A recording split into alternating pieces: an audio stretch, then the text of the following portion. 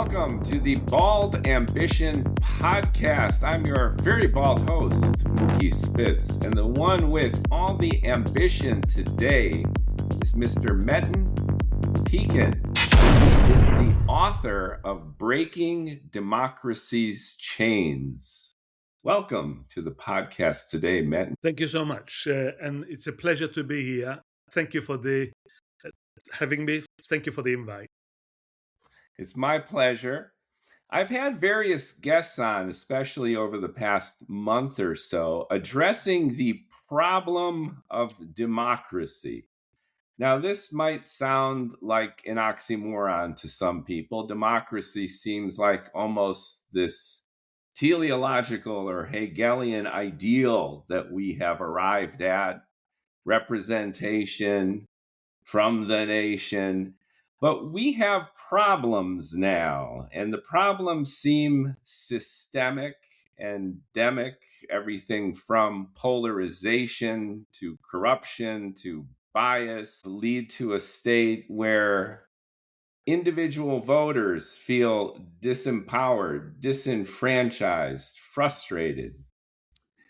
And you offer what some might consider a radical solution to many of the problems facing our electoral system. Can you give us a quick background as to what you're proposing and how you got there? Certainly. Well, look, I think thank you again for having me. It's very timely. And those people who feel disenfranchised are not alone. There are, across the globe, across the Western democracies, most people feel the same. And I think we need to start with the role of money in politics. That's a massive influence. Basically, what we have is a party system that we have been told that is inseparable from democracy, but nothing could be further away from the truth. Parties, let alone being true representatives of the people, they are gatekeepers of the power. They filter candidates, ideas, policies before even it gets in front of the people. So, very current, and I want to be bang in middle, neither left nor right, because I think that is a trap. But if you look at the current conflict with Iran, about 40% of the American people oppose the war. Only around 20%, according to Ipsos survey, are in support of it. So overwhelming majority of American people are against the war, against conflicts. And in fact, President Trump was elected on the promise of ending endless wars. And yet, you had votes through the Congress that does not limit presidents' powers. The war continues. So there is a puzzle here because people don't want it, yet the administration continue with the major issues. Now, this is not just Trump. We had it under Biden, we had it under Obama, we had it under Clinton's. So there is a problem. There is a problem that the governments of our countries, UK, US, and other European countries, are not responsive to public will. Democracy, in its simplest term, means power belongs to people, and those who exercise it are accountable to people. Yet in real life, that is not happening.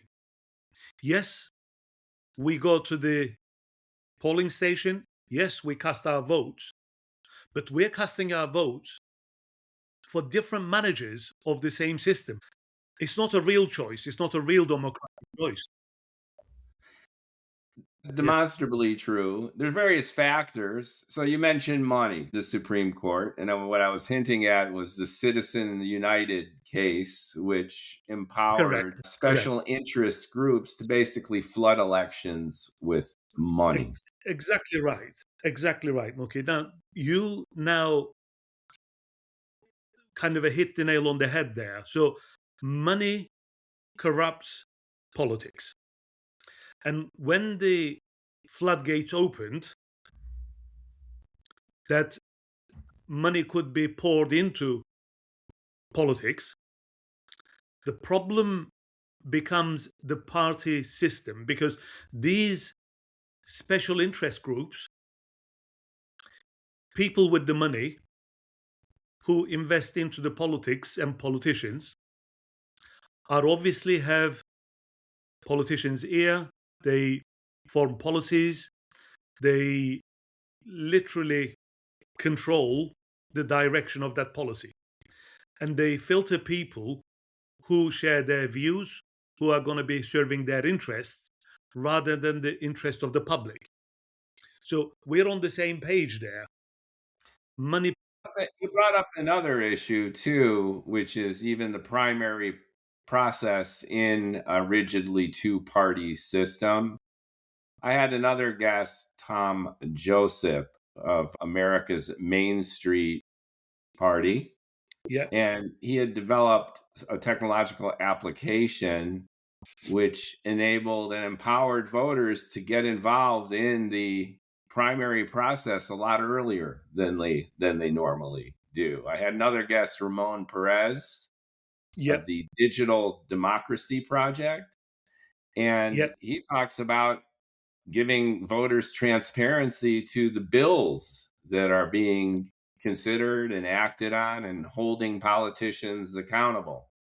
So these gentlemen offer technological, if not remedies, at least some massaging of these issues that you bring up.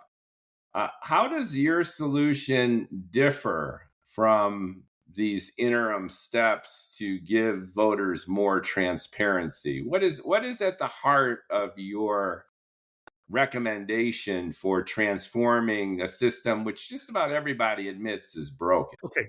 So digital solution is going to improve things. That is not disputed. But we are talking about something that's fundamentally wrong here. Something fundamentally wrong with the party system. Now, if you go back to the founding fathers, they grappled with the factions, effectively who became political parties. And Federalist number 10, James Madison, was very, very, very concerned with, along others, about the factions, that one day they will put their own interest before the interest of the citizens and interest of the republic. However, they did not want to limit them or ban them, because that would come across as anti-democratic. Now, the problem in itself is with the party system. No matter how you patch it, that will be a plaster on the wound. You're not fixing the key problem. And that key problem is institutionalized party system that fuels division and polarizes the nation.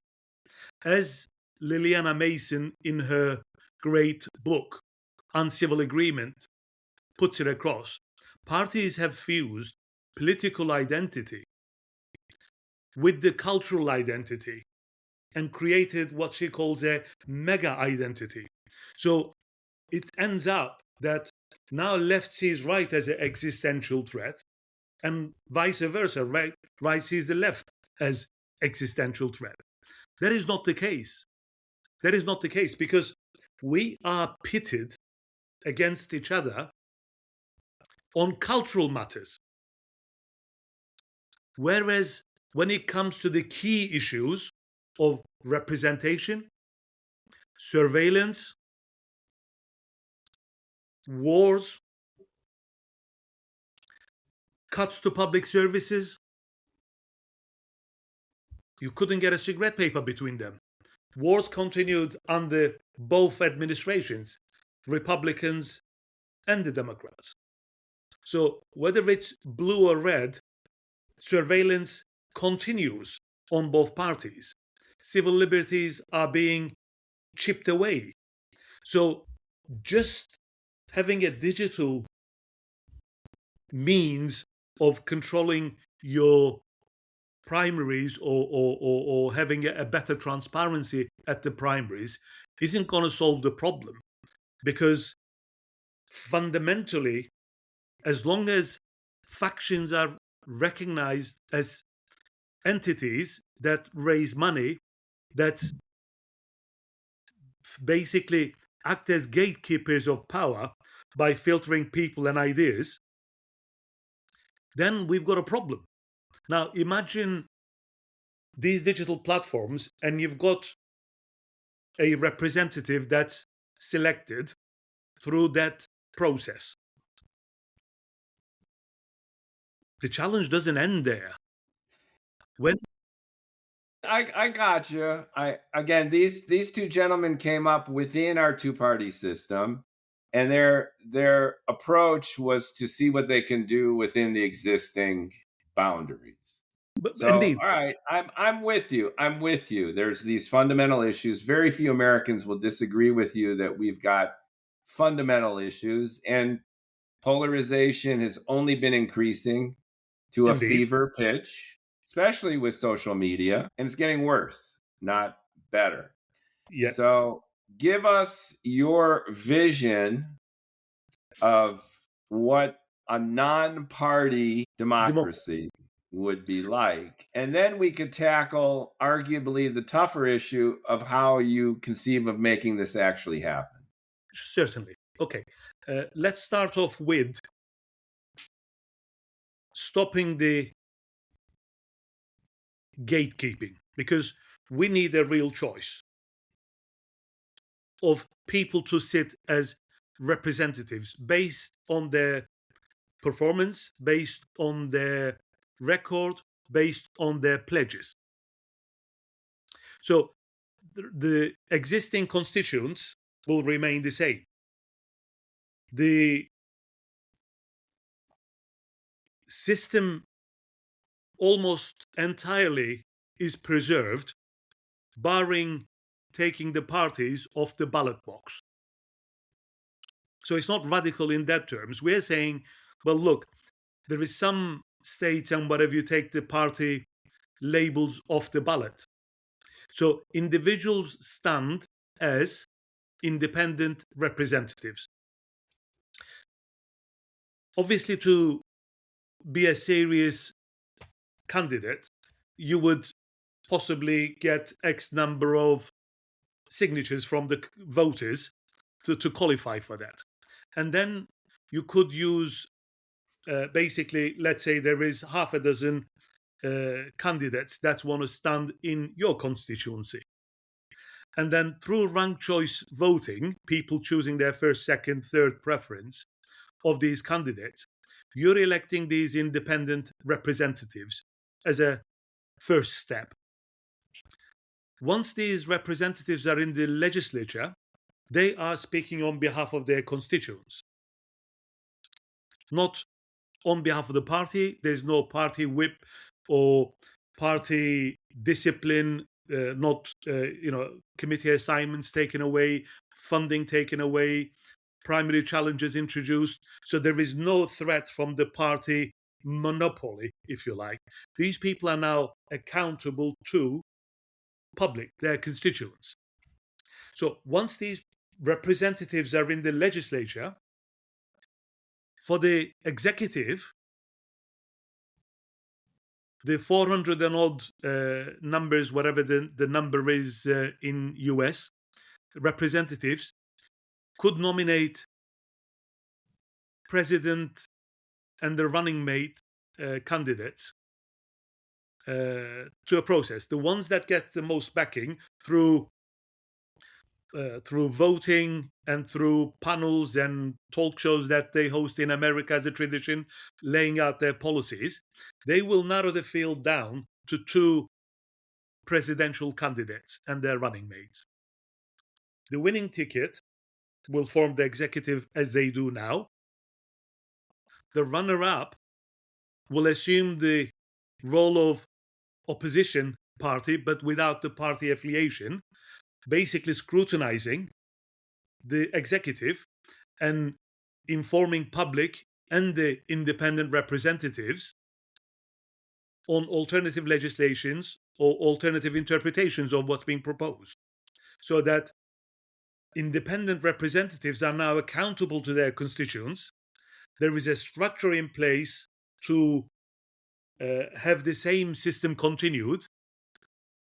Now what you have is a natural evolvement of the democracy from this monopoly of party system to true representation and independent representatives forming coalitions around each and every policy and using their conscience and the opinion of their constituency so that they can make decisions that is in the best interest of the public rather than best interest of the funding machine of military industrial complex, big pharma, finance, you name it, or other special interest groups.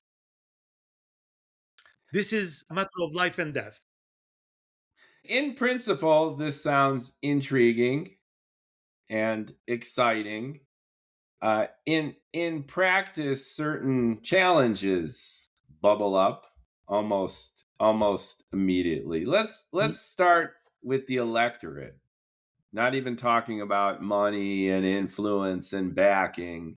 Let's talk about the individual American voter. Yeah. The onus now is placed from the parties to delineate in broad strokes, and there's overlap and there's contradiction. But when an American votes for a Democrat on the left or a Republican ostensibly on the right, it's a little bit like reaching for a product in the supermarket. You more or less have a brand association. You've got a brand identity.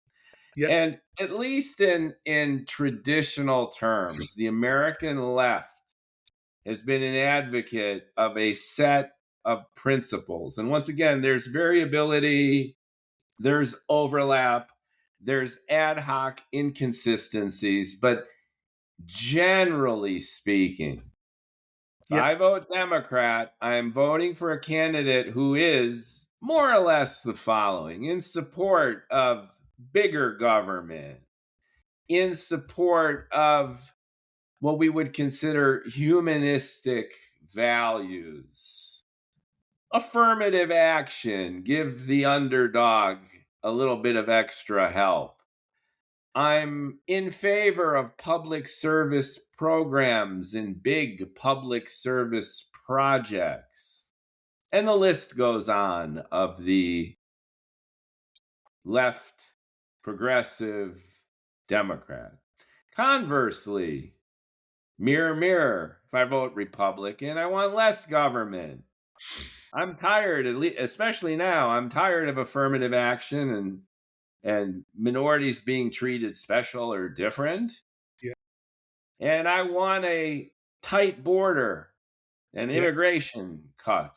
So you see where I'm getting at. So from your system, just so I better understand what your solution proposes, you have individual candidates with their own sensibility about all of these issues. And then when I vote for Metin or Mookie, then I get Metin's opinions or Mookie's opinions. And frankly, the onus is on me to really figure out what this person is all about. Now, how the hell am I going to know as a voter what I'm getting with a Metin or a Mookie? And to be honest with you, I don't have time to peruse a roster of dozens of potential candidates, each with their own position on all of these issues. And the two-party system sucks. It's biased, it's corrupt, it limits my ability to influence the government, but more or less, I know what I'm getting. Like when I'm Or, in the supermarket and I reach for a product, or do you? Or do you? Let's just analyze that. I more or less know what I'm getting. Cool.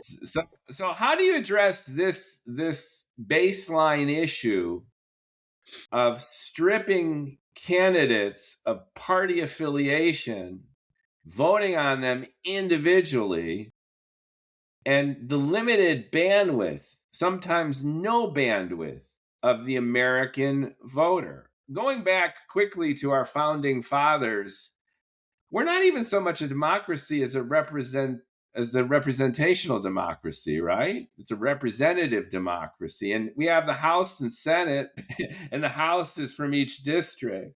Yes. And it's like the House of Lords and the House of Commons. There was an inherent distrust of the common voter Yeah. built into our Constitution. So you're turning this around. You are empowering these unwashed masses to make these big decisions, and you expect them to know an awful lot about a lot of candidates. How is this going to work out? Okay, so we are in a different era than the founding fathers. Founding fathers, during the founding fathers' time, the communication was not instant. Information was not available. We didn't have the typewriters. We didn't even have radios, never mind television and internet. So we're talking about information age. And, from social media, the information is distributed, decimated instantly, and people can reach one another, organize instantly. Has this made us smarter or more polarized and more stupid and misinformed, or That's a both? that's a very, very good question. Look, I mean, it probably will take another few hours for us to open up that topic. But suffice to say, tools, internet is just tool, just like the guns, like the you as a country are big on civil liberties and your guns and whatever you. Internet is only a tool. It's how you use it that Yeah, and matters. that's It's, why I brought up these two gentlemen who are using the internet in a way that you described, yeah, which it's a, is enhancing transparency and empowering the individual earlier and deeper in the election process. correct. So Well, I'm with you. I see where this is going, but I'm on TikTok. I'm an influencer on TikTok too, and I get a tsunami of idiocy with every post I make. It's that is correct. astonishing when you dip your toes into the cesspool of the internet, you do gain a lot of transparency, and you're reminded of, not to sound condescending or patronizing to my fellow Americans, but the unwashed masses now have smartphones. Yeah. Well, look, you I could not dispute your experience there, and I'm in agreement with you. We've got to call a spade, as we say here in Yorkshire, England. It is what it is. But let's kind of a break that down a little bit. We are fed from the school days and from our parents, left and right. This is ingrained into us, into our thinking. What fires together wires together. So we have been taught that parties simplify options, red versus blue, Democrats versus Republicans, agree on that. And there are certain promises that they make that they're going to do. Let's say close the borders. Well, apparently Obama sent more people away from America, illegal immigrants, than Trump has ever done. And he drone assassinated people by the thousands in the Well, Middle East. correct, absolutely, and that's kind of associated with the right side, rightly or wrongly. I wore blue kind of out of accident to this Okay, well, conversation. I'm black. I'm neutral. I'm neutral. So I So think we're both more or less in this libertarian kind of area where less government is better, and we want the people to be free and empowered. 100%, and that's what democracy means. If you go back to Athens, that's what democracy means. Democracy predates parties. So let me come back to the original point you were making. Now, maybe I'll open parentheses here and close it very quickly. Through digital primaries and what have you, even if you elect somebody, it doesn't stop there, because the party machine, A, would have filtered those candidates in front of you. So it's not an open market of candidates that you've picked from. B, once they're elected, the party machine asserts their power, they're doing. In UK, we had conservative Republican government, Boris Johnson's government, and because 21 MPs did not vote with him, with the party line, they got expelled from the party, almost ruining their career. So what I'm saying, you can have a say, or public can have a say in the primaries, but the story doesn't end there.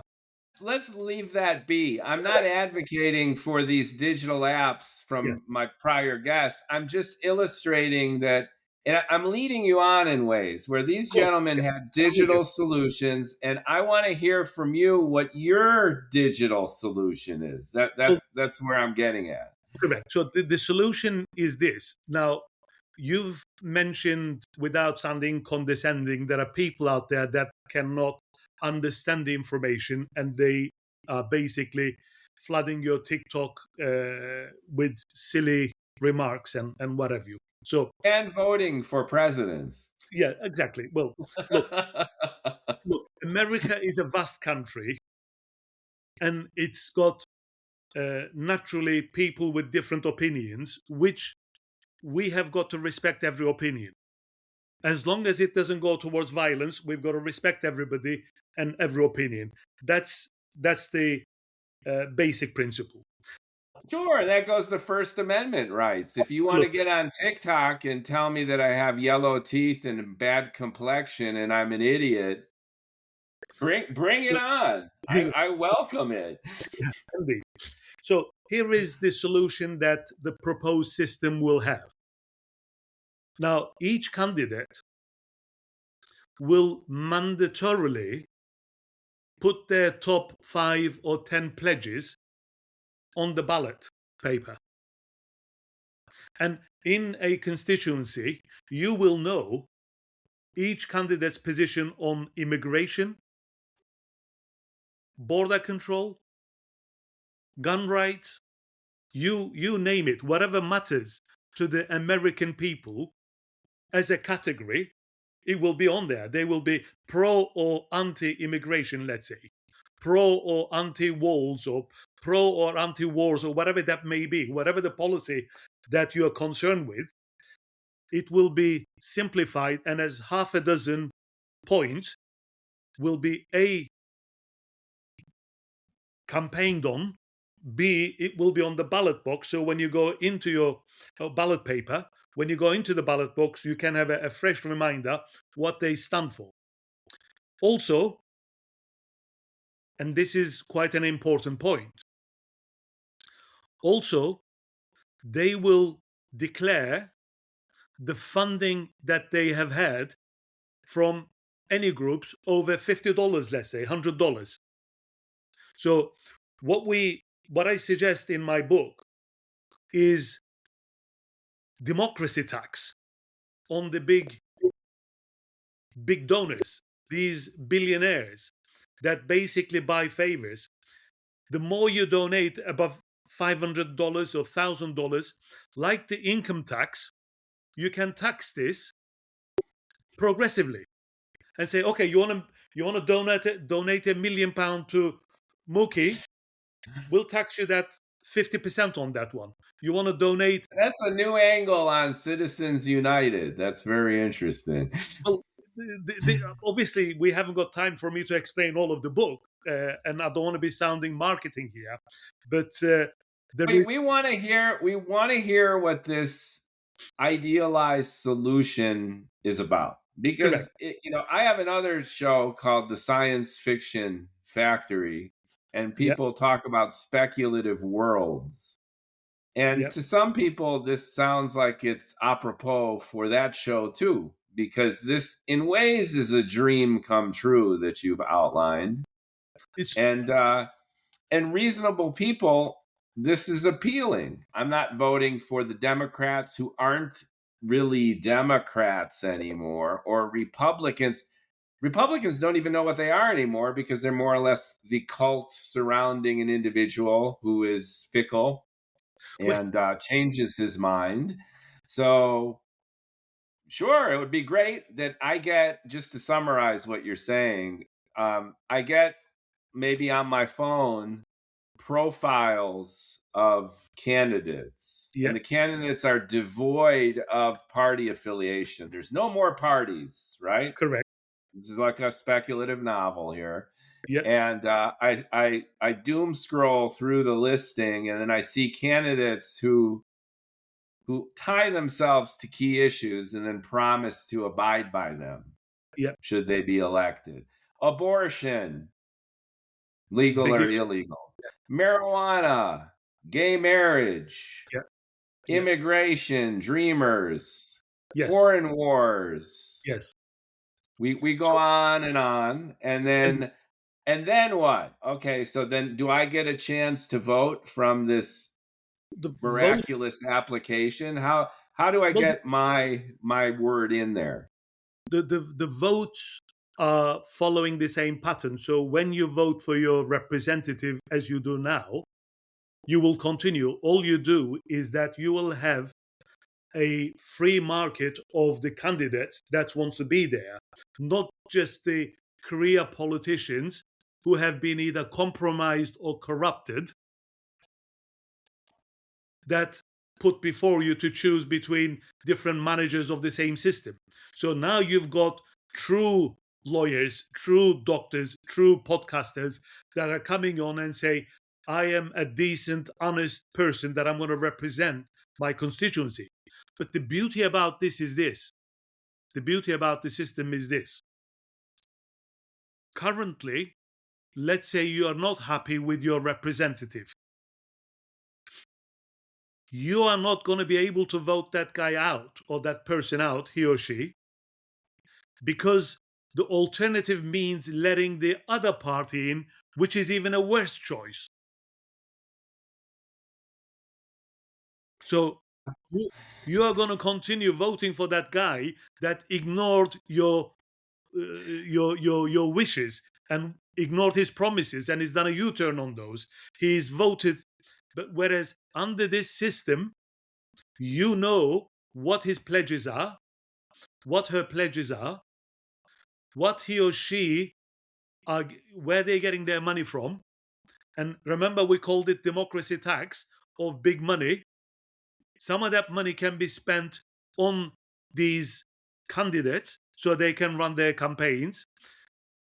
A law can be passed that local media can give these people, after a certain level, equal access to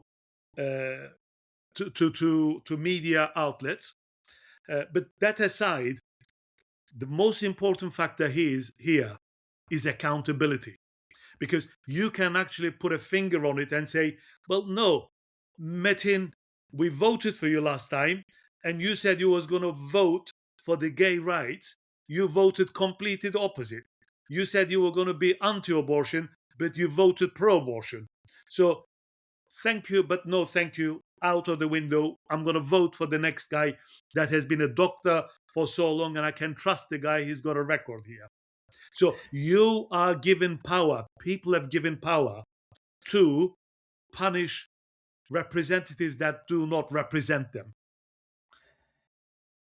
Again, going back to my prior guest, Ramon Perez, his app does that in terms of giving voters. Currently, it exists an application where they can actually see legislation that's active in their district, in the capital. And then they could cross reference it using the application with how their representative voted. Yeah. So if I vote in Metin, and to your point, I want gay marriage to be happening in my district, and you vote opposite or abortion or whatever, then actually it shows it on the app how you actually voted on the floor of the Capitol, and it gives that. But what you're saying, though, is exponentially extrapolating that to bring transparency and data to the selection of the candidates and then the accountability of the candidates. Now, is this a platform? Is this an interface? Is this an app? How the hell will these unwashed masses know all this? Okay. So just before I answer that question, just worth clarifying this point. On the digital applications that you have referred to, the choice is curated by the parties already. It's not a digital platform because the information will be available on the ballot paper. But if there is a general digital platform that people can see, this will supplement it. That's fine. So we are not changing, I'm not advocating that the constitution changes or this changes, the other changes. Start off with this. You have some independents in states like a Bernie Sanders. Now imagine you have 5 Bernie Sanders, likes of Bernie Sanders there. Imagine you have 10 likes of Bernie Sanders. The balance of power between Republicans and Democrats is very thin. When legislation passes is by 2 or 3 votes one way or the other. So once public have elected a number of MPs that makes a difference, then the party system will lose its legitimacy. You're going to eliminate the parties and empower individuals with a breadth of choices, devoid of party affiliation, that are based on policy, based Yes, on issues, and correct. you're empowering voters with a much broader swath of Yeah, candidates. Now, my issue, though, is a tsunami of information that comes with that and potentially confusion. So going back to my original point, Democrats and Republicans are a mishmash of ad hoc policy and ambiguity and bullshit. yes. That is true.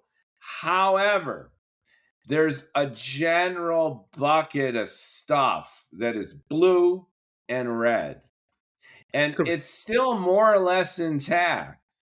Yeah, okay, cool, So cool. Fair when point. you propose destroying that, okay, I can't imagine that these unwashed masses are going to troll into a voting booth and look at a piece of paper with 24 candidates, of which there are 5 to 10 policy issues, and be able to realistically simply execute their right to vote in a way that's coherent and manageable.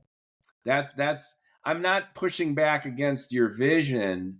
I'm merely introducing a logistical hurdle, Yeah, which is in ways central to many of our problems in yeah, democracies. There's just too much information, there's too much noise. yeah. Understand that. Let's kind of unpack that. Let's deal with that. But it's suffice to say, parties do not, like you said, it's a mismatch, do not represent anybody's views entirely. They're aggregators of votes, and they get different groups and different beliefs in under their umbrella to win elections. Yeah, and then they compromise. Everyone knows they compromise. Exactly. Exactly. So, but that's not our problem. Let's just kind of move to the proposed system. Now, yes, people are not going to be able to digest every legislation, but that's not what is asked of the people. Now, imagine a scenario where I've got into trouble with the law. What do? I'll go and pick a lawyer. And if that lawyer is good and he's got a good reputation, that he prevents people going and doing jail time, he's going to have a reputation. I have a health issue. I don't have to be an expert on the health. I go to a specialist, one or two of them, and they will sum her up. They don't have to explain to me what that illness or disease does and does not do. They will summarize it for me and say, here is our options. This is what we will do. Likewise, representatives should be representing us. So we'll look at maybe 2, maybe 3, maybe 5. It depends how many people are able to get over the threshold as a serious contenders. So we're not going to have a flood of candidates. There's going to be a threshold for them to get enough support locally for them to be serious candidates. What is that vetting process? Because you're swapping out a party infrastructure with its Correct. vetting, with its money, with Yeah. its funding, okay, and Yeah. its organization. You're Yeah. throwing that in the garbage. Correct. Got it. And then you're swapping that with your own vetting and filtering and presumably funding process. So, what exactly is that? Okay, so let's look at the funding.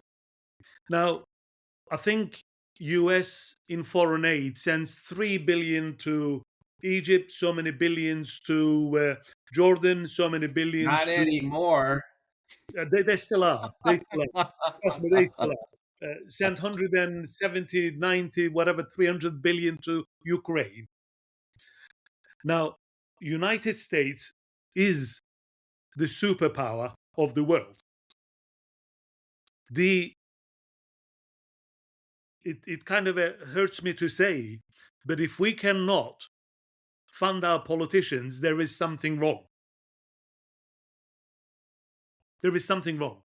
We have been taught from the education through the media, but I want to open parentheses about the media. Media is now owned by the same billionaire class. Are you saying that the government is going to fund these candidates? Well, I'm Is not is saying that that exactly. part of your vision, part of your Well, I'm solution? not saying that exactly because it is for Americans to decide for themselves as to how they can do it. What I'm saying, what I'm arguing, is that the current democracy based on parties is not a representative or accountable democracy. And that problem goes back to the founding fathers that they were. Where does the money come from? Well, the money comes from, I've already said, democracy tax. And it comes from the people themselves that want to stand as and they can raise money from the public because there are all these interest groups. So funding is another area. It's a big bucks in American politics, and I think Mr. Bloomberg spent so many millions of pounds in his campaign before he dropped out. So in terms of local representatives, in terms of their constituency, we're not talking about 50 states. We're talking about their own constituency. So the funding can come from raising funds on their own behalf. The MPs can have a team to raise it for themselves. Public support them. There can be part state funded. part state funded after you qualify for a certain level, and then part of it is going to come from the big donors, taxed and put back into the system, so that It's still special interests. You're well, you're still you're still subject to the whims of a select few who have money. you're So taxing there them might not be a 50%. formal party system, but you have candidate ABC, okay? Yes. And ABC is an honest man, and he's a Yeah. humanist, and he could be a terrific leader for the country. And Yeah. candidate B, I don't know, he's pretty sneaky. And candidate C, he might even change his mind. But candidate C has a lot of cashola. He's in the advertising. He's in the face of the unwashed masses 100, 1,000 times more than candidates A and B. Who are you going to vote for? I Uh, work in marketing. yes. You need to throw money behind something, usually, for people even to know who the hell you are. That is Mind correct. share is limited. That is correct. People don't have time, and people operate based on what's in front of their senses. That is correct. And we're on the same page there. I'm not disputing that. Again, I'm just asking you to differentiate between the entrenched system, which we all agree is broken, and the fairly corrupt system that exists right now of certain candidates getting more money than others. You eliminate the party infrastructure, but you still have the same problem of money and special interest, and those candidates with more funding having a higher probability of getting elected than those who do not. Let's So, deal with. so candidates who are more adroit at raising money have a higher probability of being elected than candidates who might be less adept at fundraising, but might be better candidates. Uh, you have a fair point there, but we need to address that point on 2 or 3 levels. Let's address it at the presidential level first. Now, that is where billions go into the campaigns, and this is where big money speaks volumes.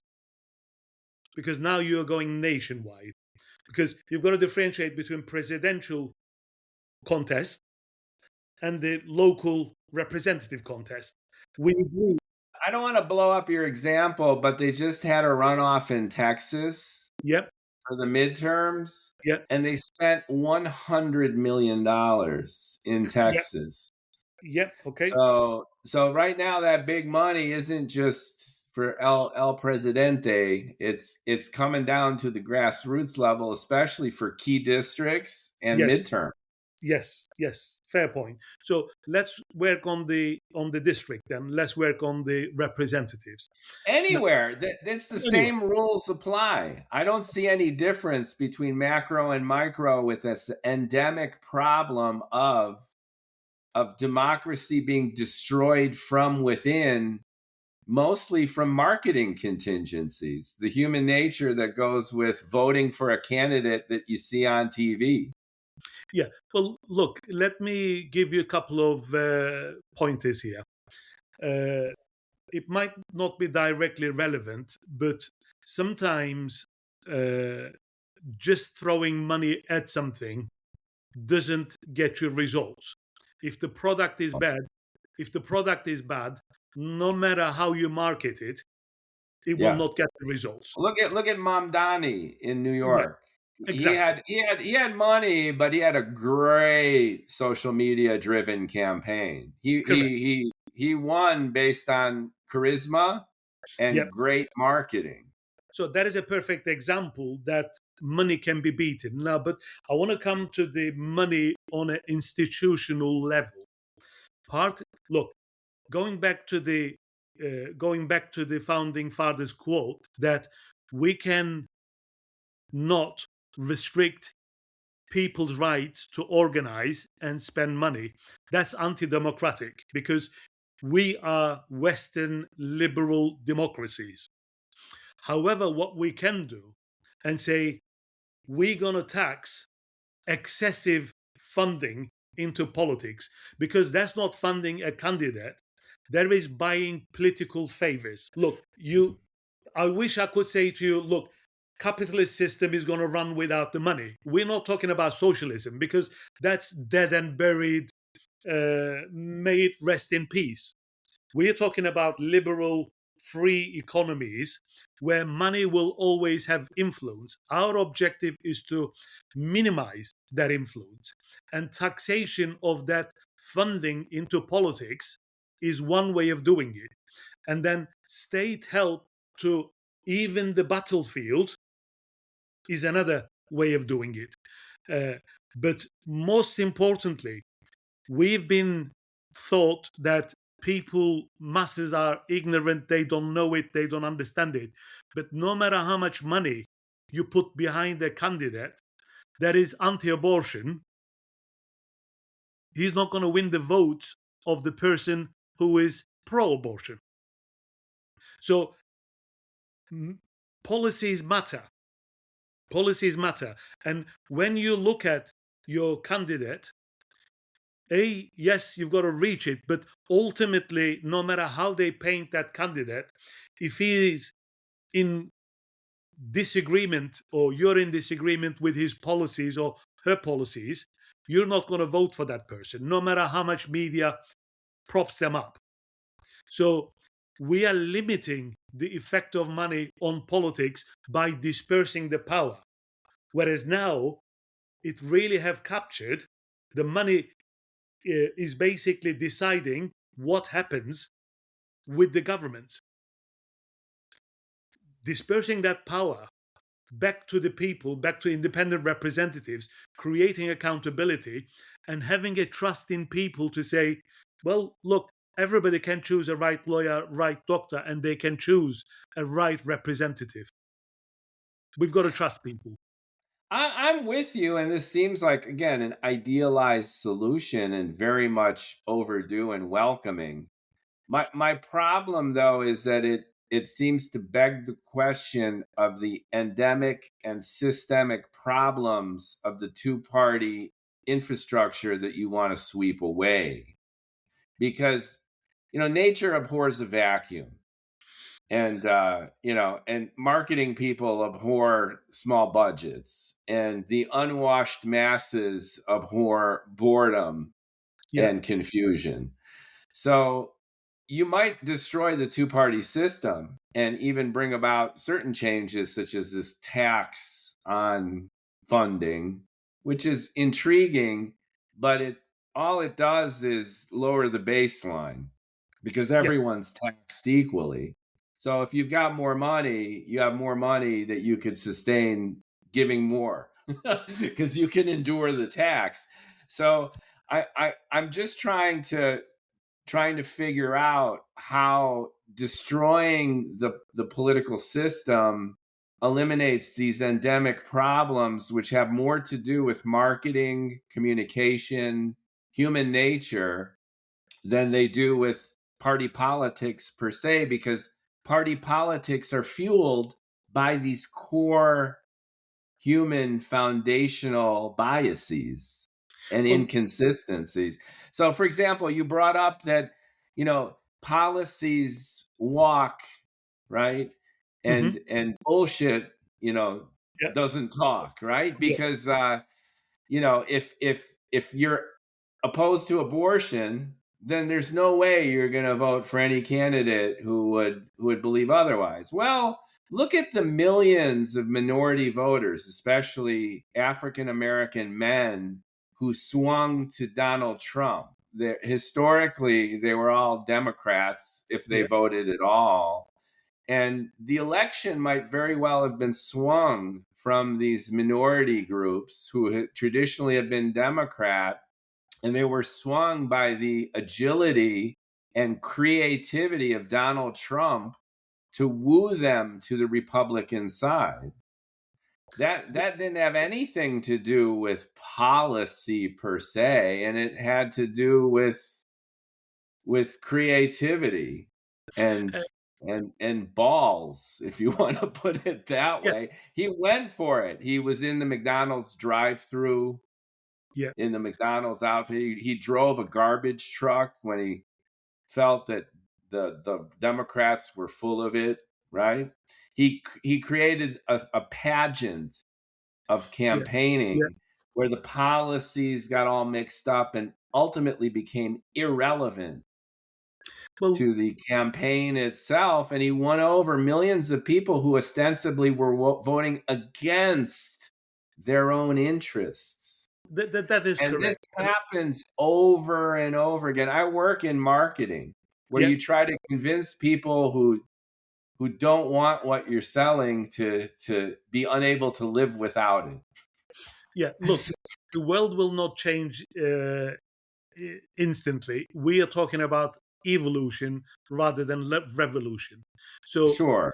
just let's break kind of the point you've made.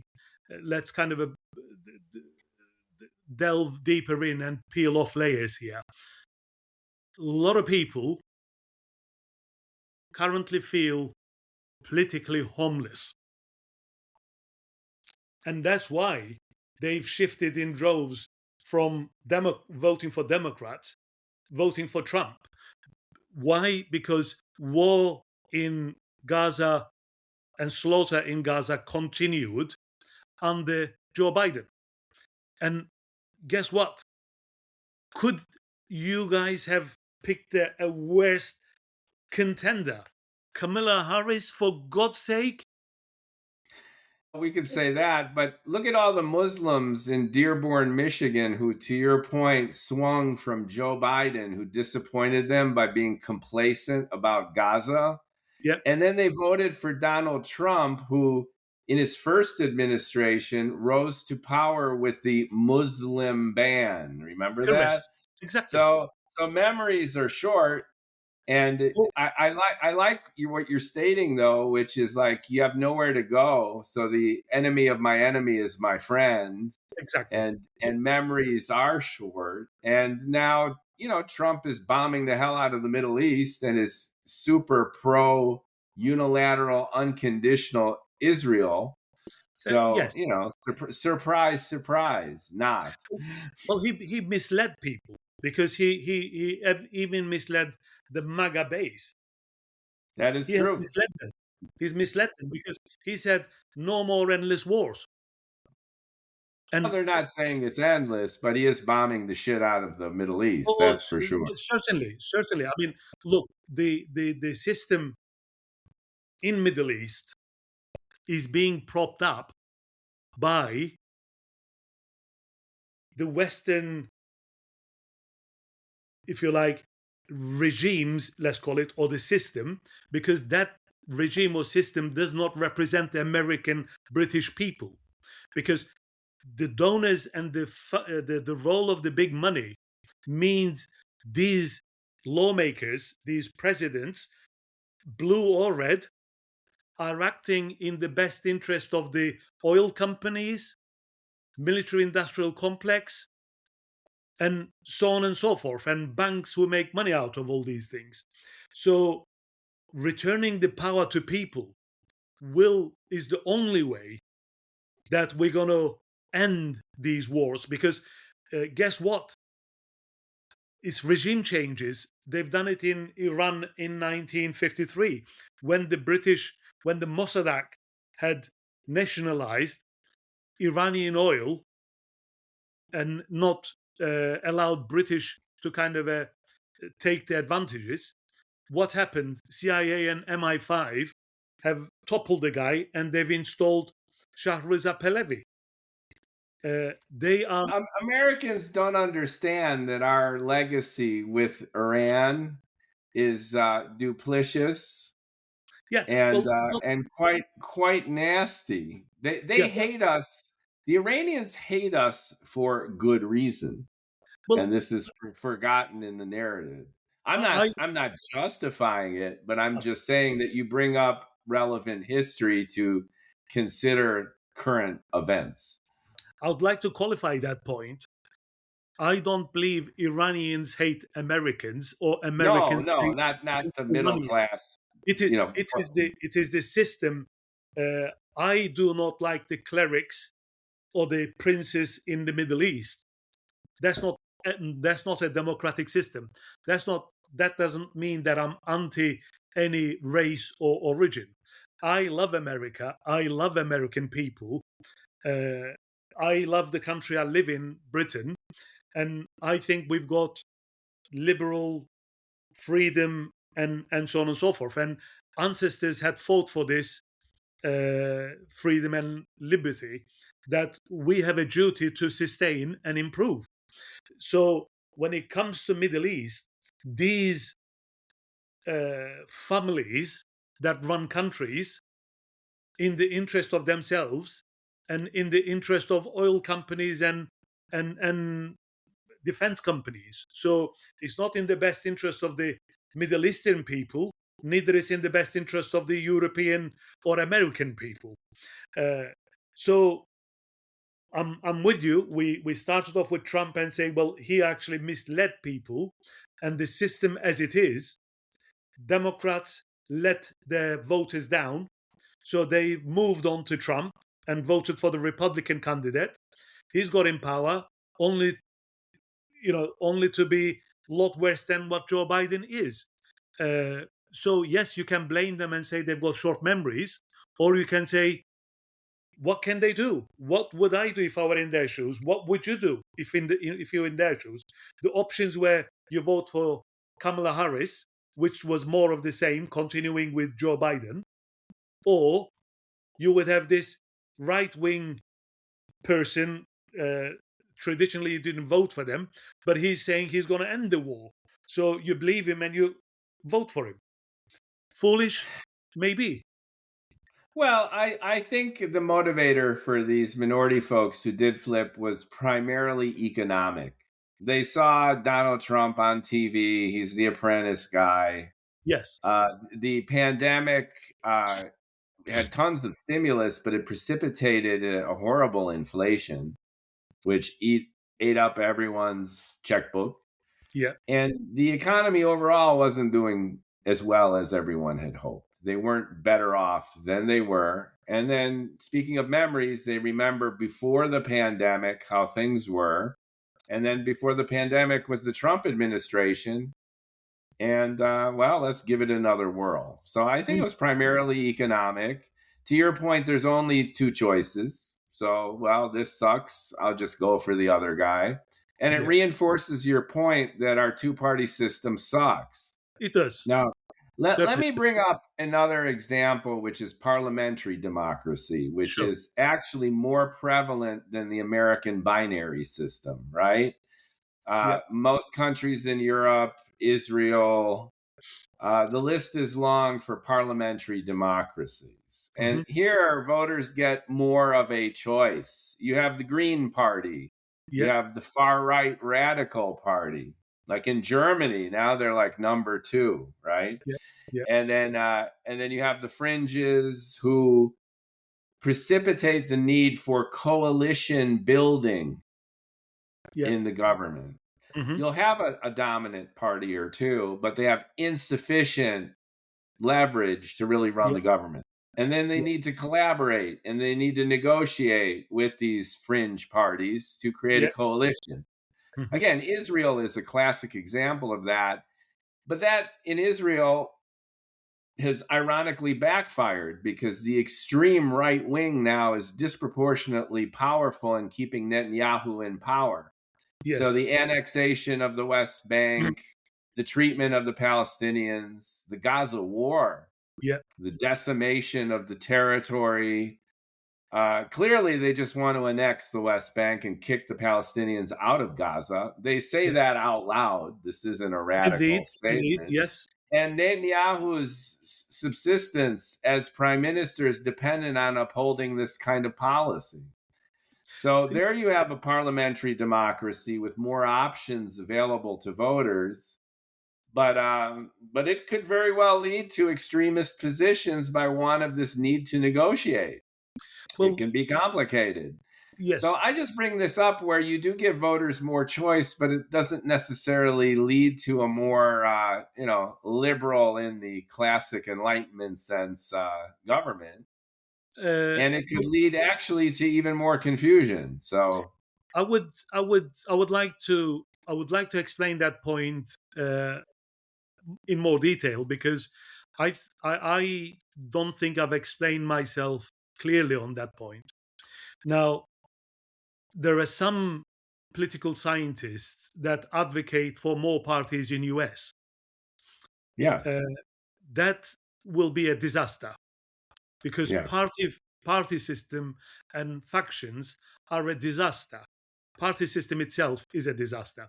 I'll tell you for why. You have two scenarios, always two scenarios, whether it's Germany, France, Israel, UK. In the UK, we have predominant two parties. Then we have the third party, liberals.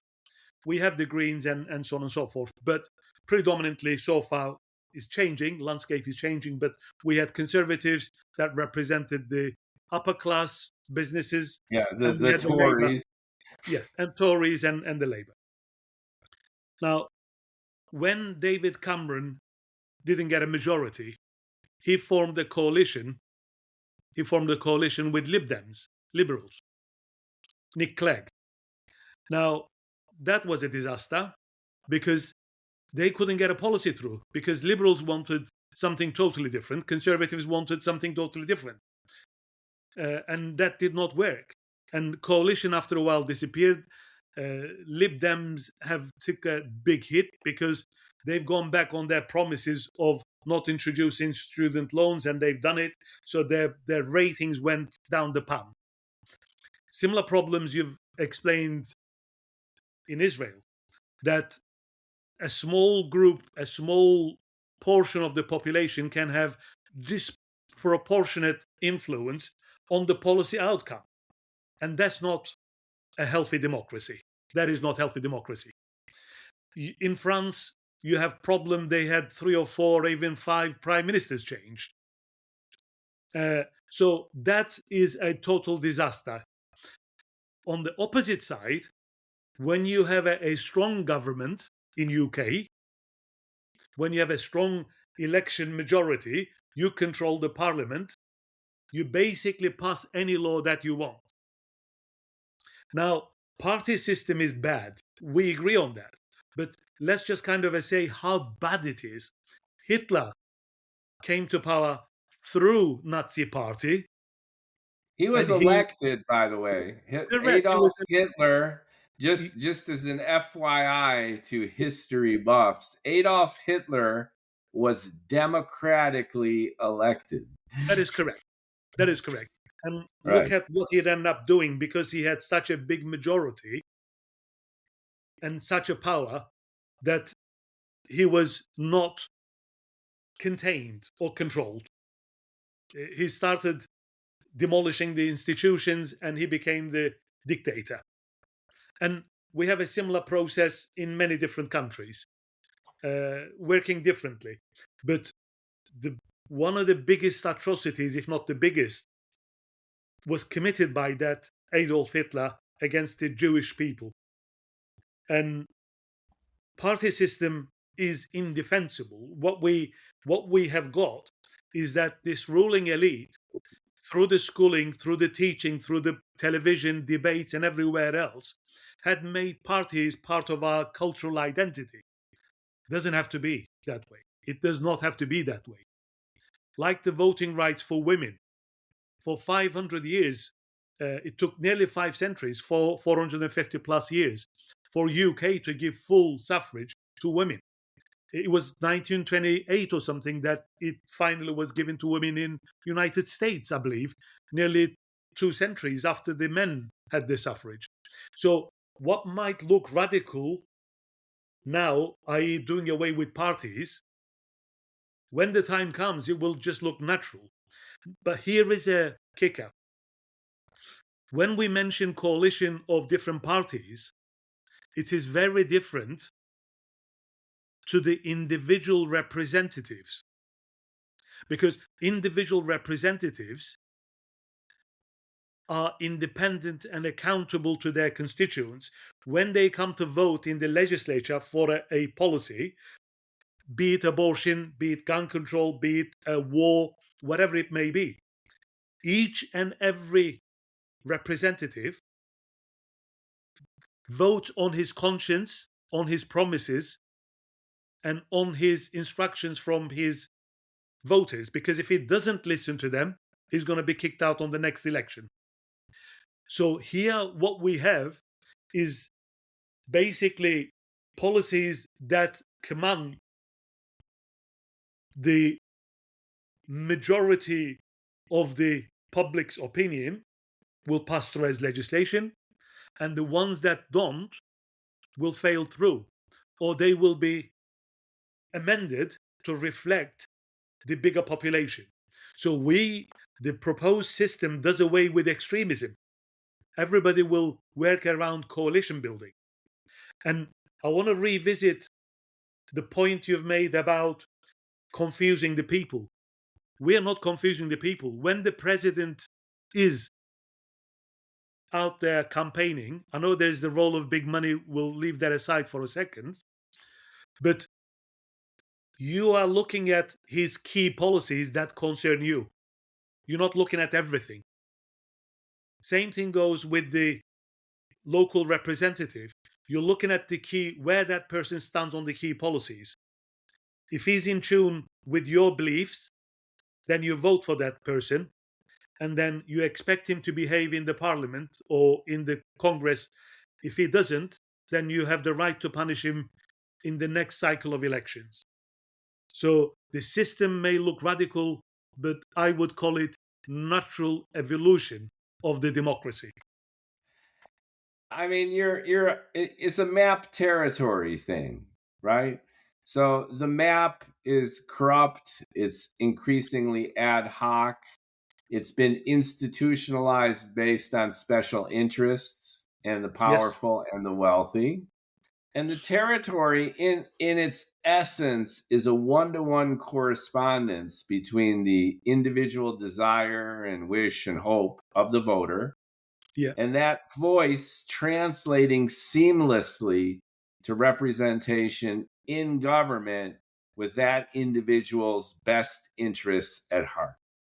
Exactly. So what you're trying to do is create a seamless connection between the voter and their desire, their representative person in the government, and then the engines of legislation, which don't get fuzzy and misled and corrupted and, in a sense, perverted by big business, big money, big interests.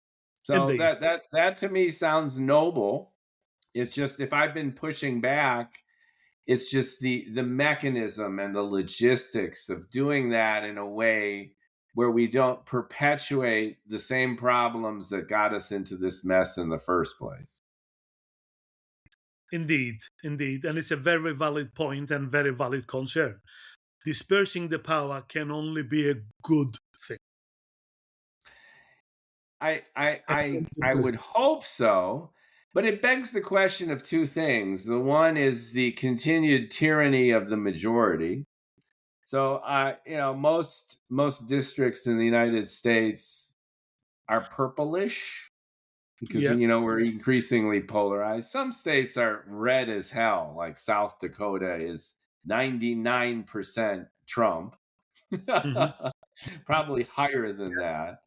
And then other states are equally blue, and then most of America is some variation of the purple. You can't make everybody happy all the time.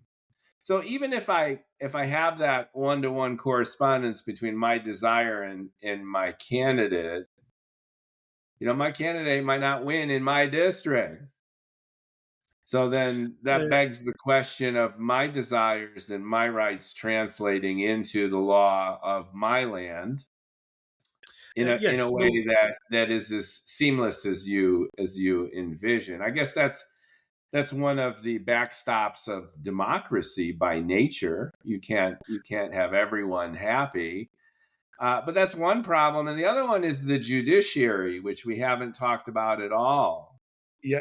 Where the judges, right? The Congress makes the laws, the judges interpret them and enforce them.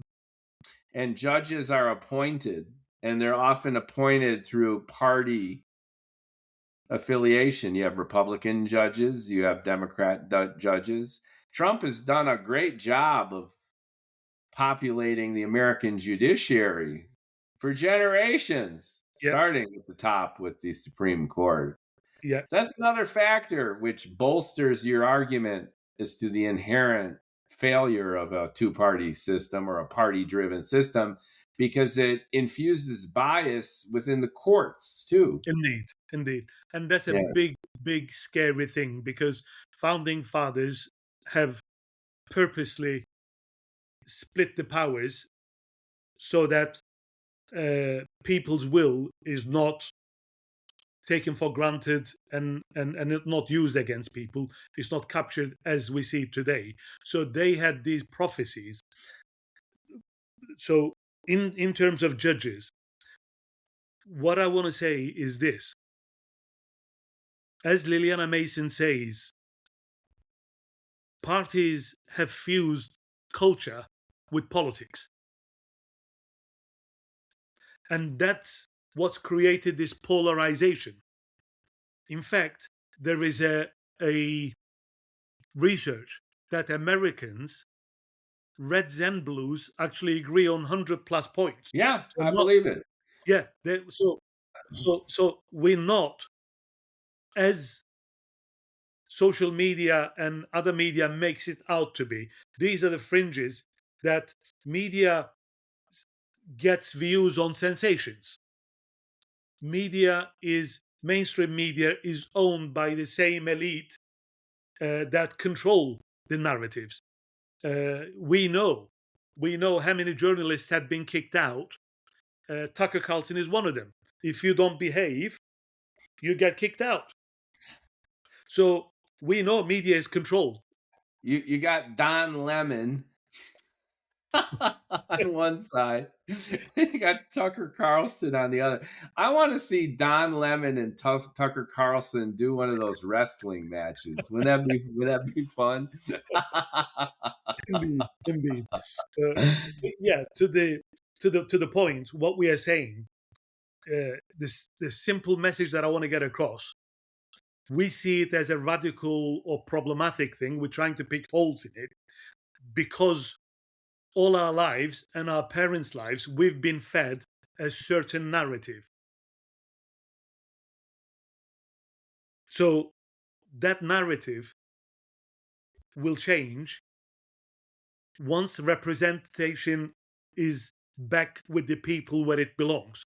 And then polarization will not evaporate overnight, but gradually, we will be discussing policies, not trying to get one over each other like parties do. And then judiciary will hopefully, in time, be appointed on the basis of merit rather than their political orientation. Yeah, in principle, I love your concept and Thank you. everything what you've set up for your book. Breaking the chains of democracy, I think is lovely, is wonderful, and your core precepts are valid. They're hard to argue with. That our two-party system precipitates the polarization problem that we have now, that it's systematically and endemically broken from the money to the bias to the special interest. And this final point that you make about the blending of culture and value with policy has created the train wreck we are in right now. Yeah. So I'm on board. Sign me up. Thank The you. problems that I've been sharing with you, though, are more tactical and they're more logistics. And the devil, as they say, is in the details. So you could have the best idea and its implementation could precipitate or perpetuate some of the issues that you had before. And I would be intrigued to see your idea pulled through in terms of concrete recommendations for its implementation. And in that spirit, could we spend maybe just a few minutes? Let's imagine that you are like Willy Wonka or the Wizard of Oz, right? You're Yeah. Metin Pekin, Grand Emperor of reality, and you could, wave your wand or salute, and your system is implemented or it's begun. Hmm. How would this actually manifest? And I'm not even talking about dislodging an entrenched system with trillions of dollars and all these special interests. It's like a revolution just to make this happen. But even logistically, what would this look like? Let's pretend that you wave your wand for the let's go with the presidential election of 2028. What would this look like? Well, let's start with the basic assumption. Let's say we've elected independent representatives. So there would be numerous Bernie Sanders style independents, Exactly. and each one would come with a profile of Correct. 5 to 10 key issues that they're public about, transparent about, with a tacit promise that if they would be elected, that's the kind of legislation that they would be gunning for. And we can hold them accountable to that. Okay. And those people, we will know who's funded their campaign. So if there is a special interest groups that I'm against, let's say I'm against wars and he's got money directly or indirectly from the arms manufacturers, I will know that. That will influence my voting behavior. So not only that we know their policies, top priority policies, top 10 policies, we also know who's funding their campaign above $100. Where do we know it? Is it, and It, I hate to be this tactical, but it does boil down to, these unwashed masses getting information. Like yeah, how do you well, make this tumultuous weltering of information, however relevant and impactful, well, manifest for the public in a way that's actionable? yeah. Well, one of the, one simple solution could be that, we have various apps, we have various technological apps or websites. Let's say you have a works and pensions app or whatever it is to pay your taxes, to file your year-end taxes for the government. And that's not an app you and I created. That's a government app that's available to every citizen in their area to go in and look at that app and say who's funding my candidates in my area and what is their top policies. You can read about them, top 10 policies. So it's a central bit of information. One way of doing it is available to the public who is wanting to go and have a look at it. Admittedly, some people will be ignorant and they will not even look at it. Most. Yeah, well, that is debatable because Yeah. I think without a proper survey and getting the numbers and percentages right, I think it's very difficult to put an estimated number on it. But there is scientific observations that say 10% of the population, roughly 10% of the population, of any population, no matter what, are compassionate. The other 10% of the population are evil, no matter what. Yeah, it's the bell curve, right? Correct, yes. And the 80% in the middle They follow the system. 80% don't give a shit. Well, that's one way of putting it, yes. They follow the system. So far you got me, but intent is one thing and being informed is another, right? Correct. And then taking action is yet another. Yeah, correct. Well, look, people are not political scientists, but if you decimate the information into top 10 policies and who's funded them, they will know who they want to vote for. Just like they know how to pick a lawyer, just how they want to pick a hospital or a doctor. So now let's move on to elected representatives moving into the House of Representatives. And these are Bernie Sanders of this world from every constituency. Let's say there's 430, 450 representatives. To get the presidential candidate, anybody can, in line with the US Constitution, with your Constitution, anybody can put themselves forward for the presidential candidate. But what we're doing round of voting. They need to get minimum backing from the representatives who represent the wider population. So once they have enough support from representatives on behalf of the population or the people, they will then go a round of debates, present their policies, present their running mates, and through a round of voting in the House of Representatives, let's say, they will then narrow it down to 2 finalists with their running mates. The winning ticket now becomes the president. No parties involved, no reds or no blues. You're looking at their top policies, just like the local representatives. One candidate may say, look, we're going to close our borders. The other one might say, look, we're going to have a free movement of people. One will say we're for abortion. The other one says we are anti-abortion. You'll have their top 10 pledges as well. Like we do with the parties. We know what the Reds are standing for, and we know what the Blues are standing for. So we know what Trump stood for, and we knew what Kamala Harris stood for. So we'll have that same scenario. But no parties. We've elected those people. The winning ticket has become the executive branch, form their cabinet, and we call it ministers, but you call it secretaries. And the opposition is mandated by public to do the scrutiny, to educate other independent MPs on legislation. So the whole system puts the power back with people where it really belongs. That's the meaning of democracy. In principle, I love it.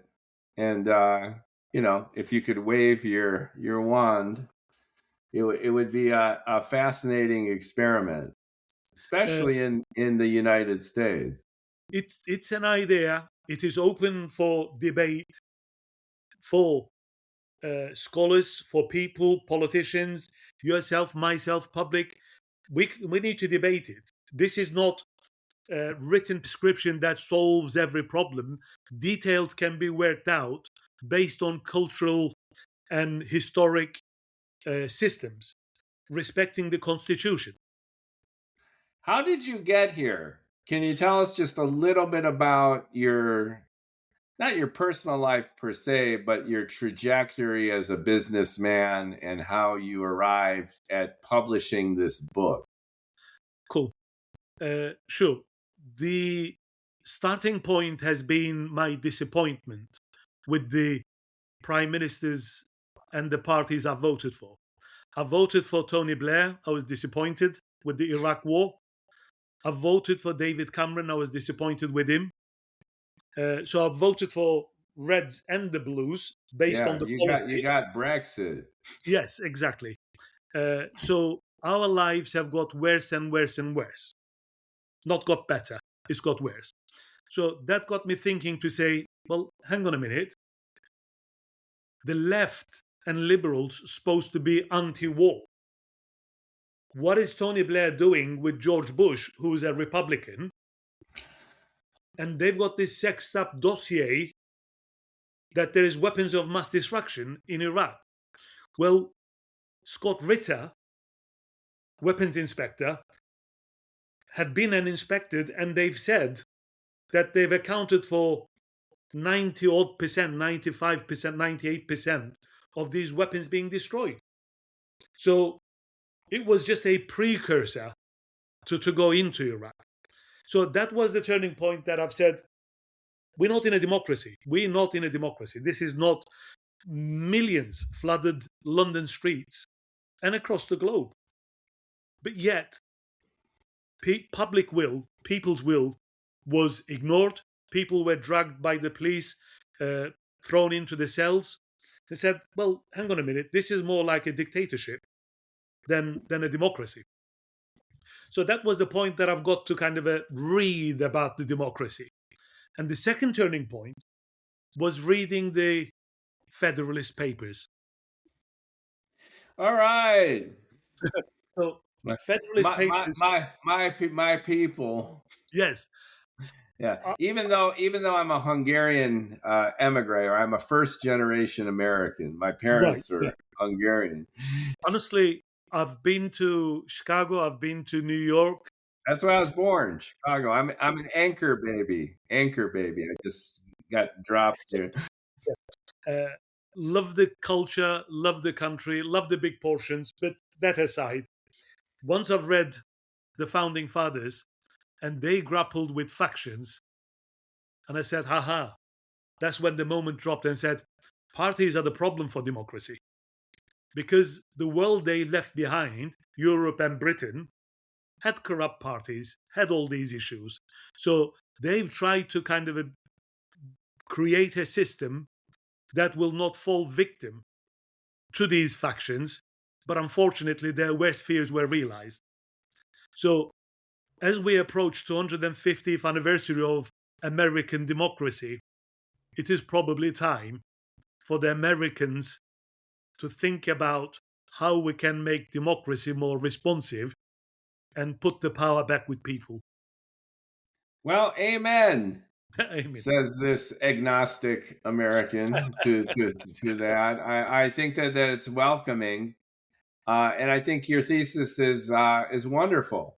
Thank you. And if I've been pushing back only in terms of logistics and the possibility of making it happen in the real world, and conscientiously trying to avoid falling into the same traps that got us into this mess in the first place. Yeah, agree. So very good. I have one fairly cynical observation, and I'm just curious what you think. You come at this entire situation, your love of the Federalist Papers, and you have a prima facie kind of worldview here where democracy equals justice. It's almost Platonic, and you quoted the Greeks earlier too, that if you give power to the people, then you're automatically going to end up with a just system. Here's counterpoint.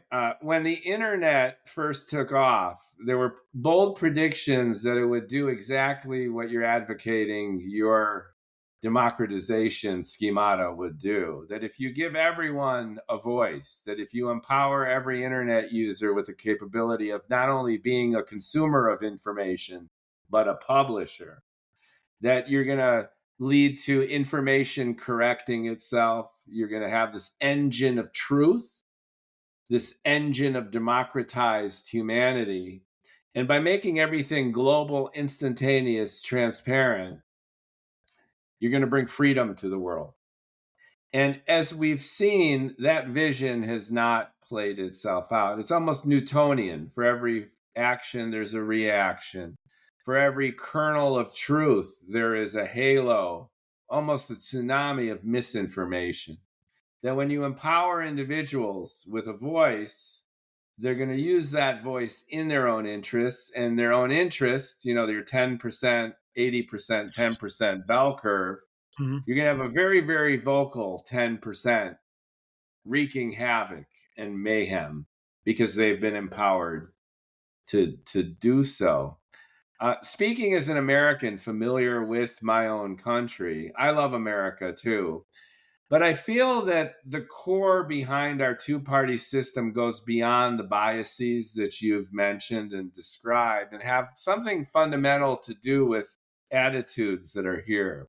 You have a group of Americans who believe that America should be white, Christian, male, and heterosexual. That is America. Mm-hmm. And then you have another group of people who believe in America as the globe's melting pot of humanism, equality, fairness, and they look at the government as an arbiter of many of these virtues. Yeah. And this has been fundamental to our history, throughout our history. And this Democrat Republican divide and the polarization that has evolved, to me, as an American growing up in America, the good, the bad, and the ugly, our current polarized climate seems to be representative of this kind of duality. And I'm curious what you think about it, because you, in a sense, are bringing the internet to the world of politics. Yeah. And I'm wondering if have you ever thought about this backfiring? That if you give everyone a voice, might it end up radicalizing us as much as it frees us up? Uh, well, start off with the internet, as you said, as an example, and freedom of information. Now, what we're talking about is not really parallel to that, because not only the internet, now we have AI, the deep fakes, and so on and so forth, and Yeah, it's even more intense fake now. news. Not to quote Donald Trump here, but unverified news that people say, and so on and so forth. So that became a chaos.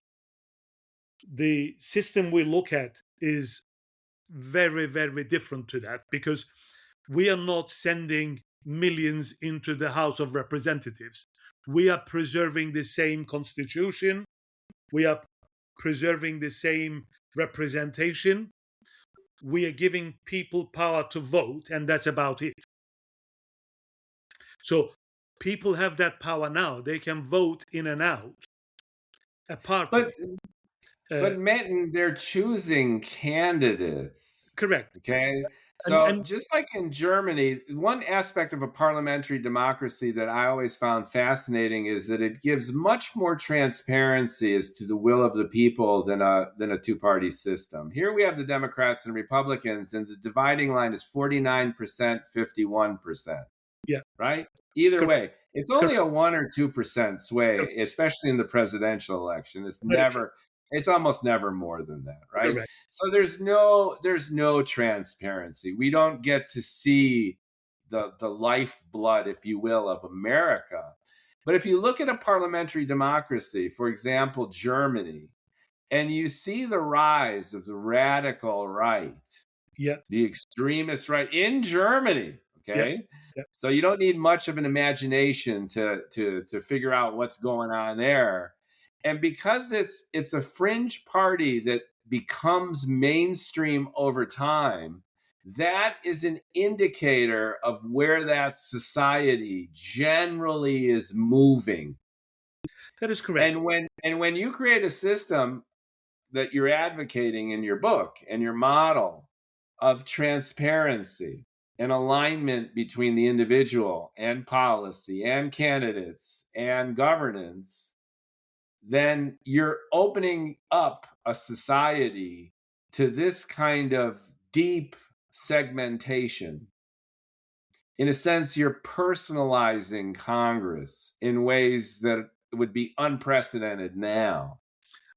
And my question, lastly, is: are we going to get a lot of the ugliness that is thrown under the rug in the same way that you described this two-party system being bad, but in this sense might be better for us societally?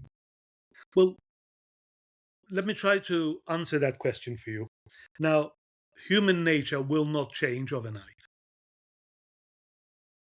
We know that. We know that it's not going to change, because it's part of nature and nurture.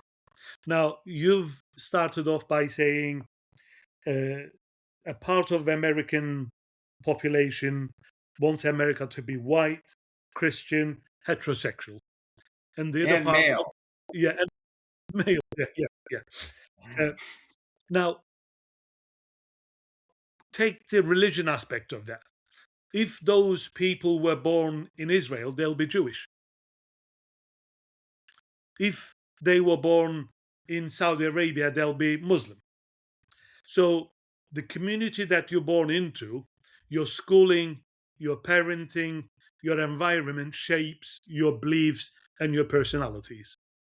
Now, what you will find is that big cosmopolitan cities tend to be more liberal because they see different cultures and different people, and they see that as a richness. But what democracy means is that it needs to it needs to reflect the society, no matter how extreme those points of view may look to me or you. But that's my point, though, which is right now our two-party system hides a lot of the ugliness of America. And if you create a system where everyone's will is represented, we have Nazis, we have fascists, we have bigots, we have all sorts of what you and I would consider unsavory segments, but they're substantial enough in the population to be given representation in your model. That is correct. My belief is that you cannot, unless it resorts to violence, you cannot please people's beliefs and thinking as long as it remains peaceful. Nor should you. Yeah, correct. Let it rip. Correct. I'm not saying we should control it. I'm just saying that you have this Pollyanna vision of destroying parties and a democracy being 100% representative. And I'm just saying that that could be a Pandora's box But of with it, chaos. because the word you've chose, party system hides it. It does not eliminate it. It Right. merely hides it. Good point. Yes. So what we are saying is that if you look at one constituency and they've elected this far radical, whatever the description is, because it could be communist, it could be fascist, whatever it may be, either end of the spectrum, those are not going to be in the majority because that's not majority of the public. That is fringe.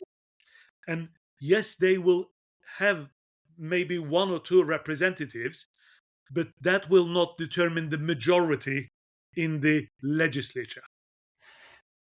But look at Twitter, X. You've got fringe groups who stir the pot, and they're disproportionately strong in their voice and Well, in their influence, and they basically shit in the punch bowl, right? The whole culture on X sucks because it's a wild west. Now, I'm not saying that that's necessarily bad, and maybe the libertarian me is like, just let it loose. You should not control free speech.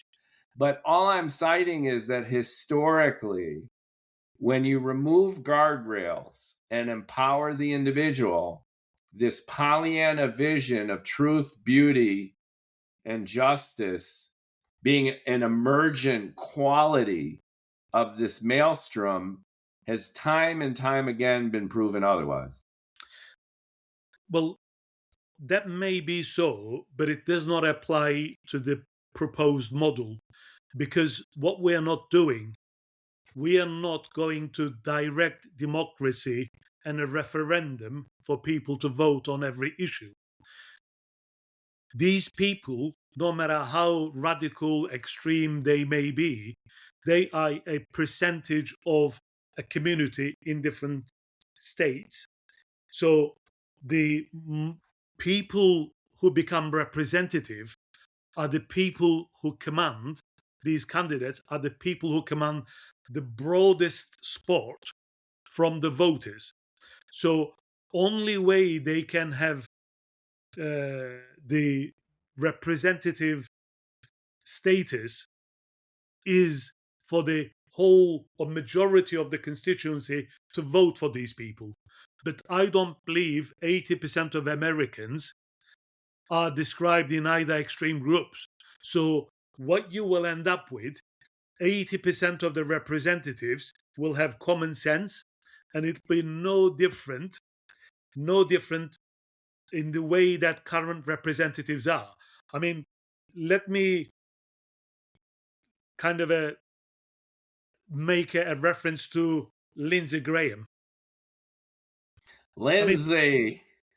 I mean, people in Washington, they I'll let you go. I have some Lindsey gossip, but you go ahead. So the curated list of candidates filtered by the party system is a massive problem, and not being accountable to people is the problem. We're not saying open the floodgates and let people decide every policy. We're saying let people decide who they want to represent, who want them to be their representative, and we want an open market of decent candidates coming forward and trustable candidates who are less corruptible to be out there, and the legislature should consist of what the population reflects the population, so everybody airs their opinion and everybody can vote in or out their representative. So, and why are you picking on Lindsey Graham? Well, some of his views are quite radical. But Lindsey Graham, of all people, is the most opportunistic politician of our era. When January 6th happened and the riots were there and the police officers were wounded, suicides, people were hurt, the woman was shot and killed, Lindsey Graham was out there condemning the president, saying it's gone too far, and Trump was done. Right. And then the second Lindsey sniffed MAGA Part 2, he was all in. Yeah. Now, the thing about Lindsey is he just wants to be important. He has said that out loud in interviews, and it's true. He wants to play golf with the president of the United States. That president could be Bill Clinton, or it could be Donald Trump. It doesn't matter. Lindsey's going to be out there playing golf with the president. Now, in order for that to happen, and this is part of my point that I was bringing up earlier, is that raw opportunism is fueled by what? Popular support. Okay. Yes. So Lindsey is popular. Lindsey gets reelected. And Lindsey can smell and figure out which way the wind is blowing. And that keeps Lindsey in power.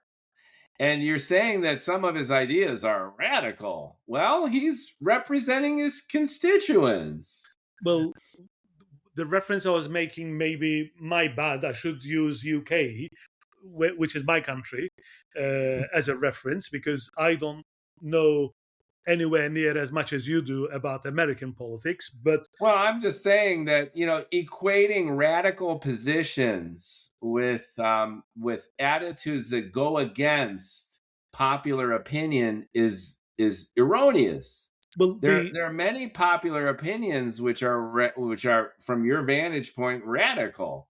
Yes, right. The point to not miss here, though, is this: Lindsey Graham is there for the points you've made. I'm not going to repeat those, but also he's got the party favor, he's got the backing, he's got the funding coming through. That's why. Sure, because he wins. He's there. Because he's a winner. Lindsey is a winner. Absolutely. I mean, I don't want debate to kind of a shift in his. He's got that southern stuff going on, and he's charming. And even when he changes his mind as the wind blows, you're just okay. Absolutely. Absolutely. But the point I was trying to make, under the current system, even if his constituents wanted to punish him, they couldn't. They'll need to punish the party. And that means letting the opposition through. And that Yeah, is, or primary his ass. but primary is ours means a lot of money, and somebody with deep pockets needs to do that. In that sense, it's incontrovertible. I agree with you. Correct. But if I was to shift the debate to UK, we had Boris Johnson. What a buffoon to become the prime minister. So Well, that was the era of Trump 1.0, and Yes. that was. But the UK and America were on the same wavelength throughout this whole time, right? Very And true. Brexit was similar. That was your MAGA movement. Yes. Was Brexit? It was UK first. Yes, UK first, exactly. But Brexit was UK first, and Cameron made the existential mistake of doing a referendum on it, confident that it would lose. In the same way that the Americans dismissed the viability of Donald Trump. Yes. Same thing. Yes, correct. Agree. The Brexit was, again, without boring your listeners, was fueled by Nigel Farage taking votes from the Conservatives. So they wanted to shut him out by going to public and shutting down, but it backfired. And Nigel, by the way, going back to this extremist model, was an extremist with a very loud voice. Yes, but now he has formed the Reform UK party, and he's getting very. I love these names. The names are built-in euphemisms. Yes. So, but what I want to get across, party politics, charismatic leaders are a trap. Power belongs to people. That's where it should rest. And like we've said, we're not going to create chaos. The model will not create chaos because we are currently casting our votes to choose a representative.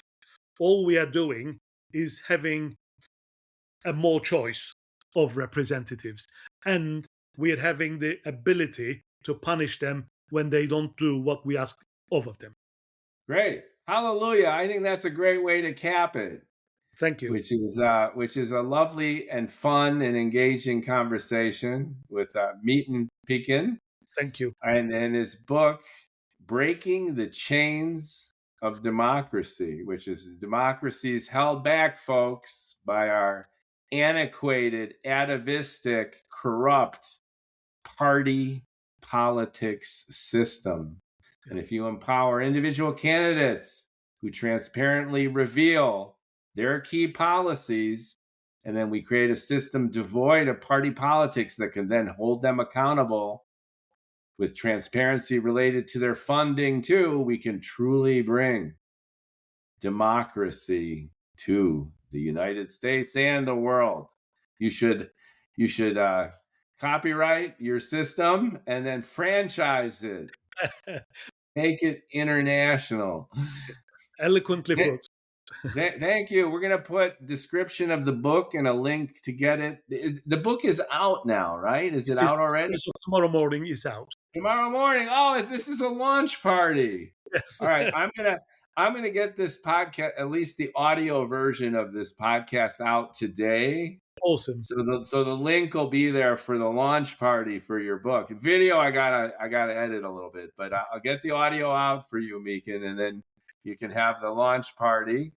And awesome. I wish you well, and I love the sentiment behind it, and I hope more and more people start to embrace this idea and figure out some of the Mookie criticisms, or at least observations about implementation and how, the devil is in the details, right?